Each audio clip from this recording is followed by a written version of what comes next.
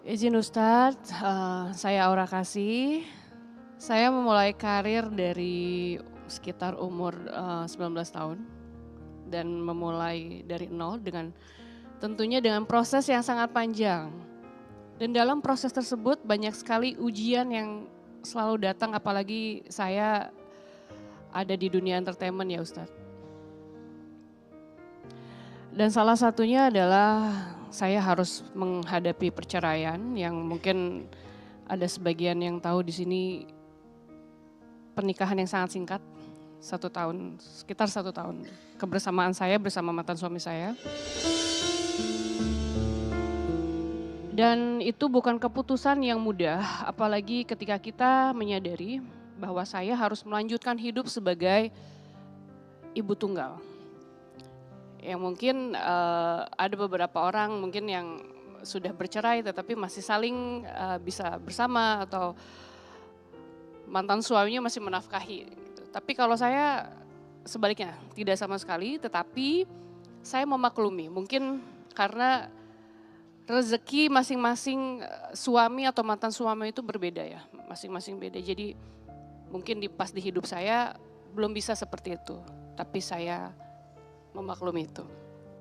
Ya, dan di dalam proses perjalanan itu tersebut, seringkali juga saya mengalami fitnah, gosip, perkataan yang buruk dari orang-orang, terutama paling banyak itu sebenarnya dari perempuan, Ustadz. Itu sering sekali. Jadi terkadang woman, superwoman itu terkadang ada, terkadang tidak. Dan kebetulan terjadi di saya itu banyak hal yang memang perkataan-perkataan yang tidak enak itu dari perempuan biasanya. Sama seperti Ustadz tadi bilang, don't judge book by its cover. Saya mungkin di sini yang memang masih belum berhijab. Itu akan jadi tolak ukur perempuan-perempuan yang memang sudah mungkin sudah berhijab. Jadi terlihatnya seperti apa ya, tidak baiklah saya gitu loh. Begitu saya sholat, saya bangkit, saya nangis, saya bangkit, saya sholat. Saya belajar sholat lagi setelah sekian tahun. Saya berdialog sama Allah. Ya Allah, saya capek, saya gak bisa mengandalkan kekuatan saya sendiri. Boleh gak selesain aja? Itu saya dialog saya kepada Allah setiap saya sholat. Itu saya terharu banget karena kadang kita tuh sebagai manusia ego kita terlalu tinggi Ustaz. Sehingga kita lupa, kita dikasih masalah itu bukan Allah ingin kita menderita. Tapi Allah ingin kita belajar untuk yuk saya memberikan semuanya gitu loh. Kenikmatan, ujian itu Allah yang memberikan. Kenapa kamu gak balik ke saya? Mungkin dialognya seperti itu kali ya. Di situ saya sadar, oh ya saya harus kembali lagi. Jadi kalau saya boleh curhat sedikit, pencapaian terbesar saya selama saya hidup di 38 tahun. Bukan punya rumah, bukan punya karir yang bagus. Kalau anak kan itu amanah ya gitu. Tetapi saya bisa melanjutkan ibadah dengan hati yang ikhlas, bukan sekedar rutinitas gitu ya.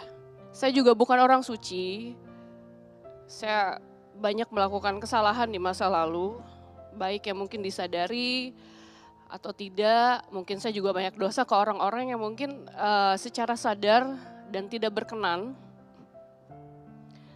Makanya dari situ saya belajar untuk memperbaiki akhlak, saya belajar tasawuf Ustadz.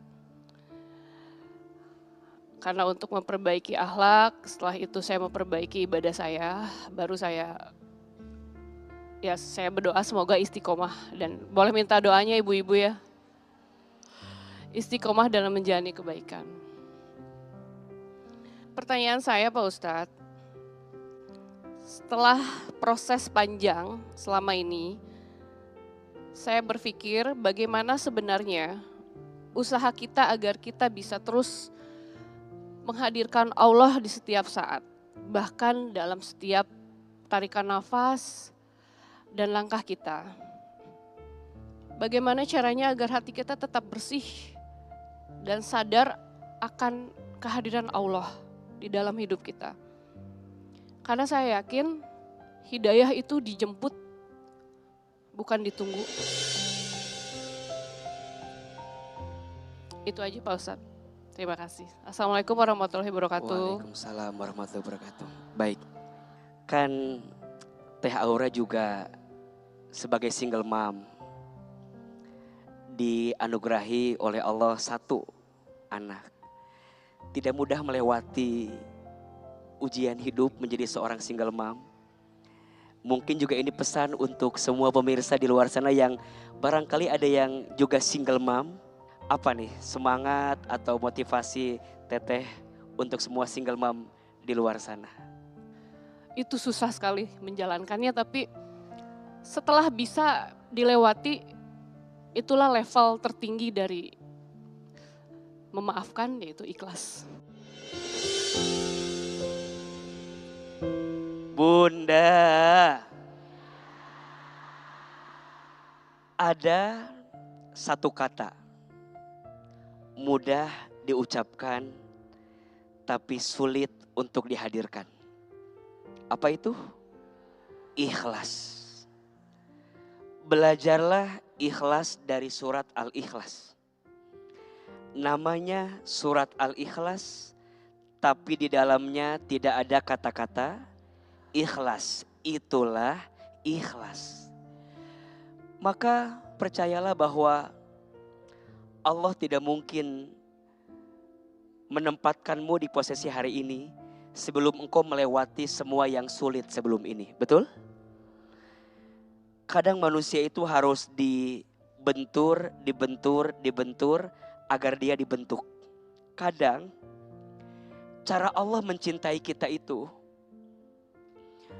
kadang Allah mengambil apa yang kita cintai. Agar apa? Agar Allah mengembalikan hati seorang hamba yang kemarin pernah lupa dengan cintanya kepada Allah. Sengaja Allah ambil cinta kepada apapun agar dia kembali kepada Allah. Maka siapa orang yang paling bahagia? Orang yang dia pernah terjatuh, orang yang dia pernah terpatah, orang yang dia pernah terluka. Semua patahan lukanya menjadikan dia makin dekat dengan Allah. Itu orang yang paling bahagia. Jadi kalau kita pernah kecewa dengan manusia, jangan cari manusia lagi. Kalau kita pernah kecewa dengan dunia, jangan cari dunia lagi. Tapi saat kita kecewa dengan manusia dan dunia, sudah saatnya cari siapa? Allah. Hanya Allah yang tak akan pernah menyakitimu. Hanya Allah yang tak akan mengecewakanmu. Hanya Allah yang tak akan pernah mengkhianatimu. Hanya Allah yang paling tahu seperti apa isi hatimu. Nyatanya berharap kepada manusia lebih banyak sakit hatinya. Belajar ridho menerima atas semua sakit yang kita rasakan dari manusia. Taubat kepada Allah. Karena Allah menunggu taubatnya manusia. Ya ayyuhalladzina amanu tubu ilallahi taubatan nasuha. Wahai orang-orang yang beriman, kembalilah kepada Allah dengan taubat yang sungguh-sungguh. Dan ingat, sesungguhnya Allah mencintai orang yang banyak dosa, kemudian dia bertaubat, daripada orang yang soleh sedangkan dia merasa tidak punya salah dalam hidupnya.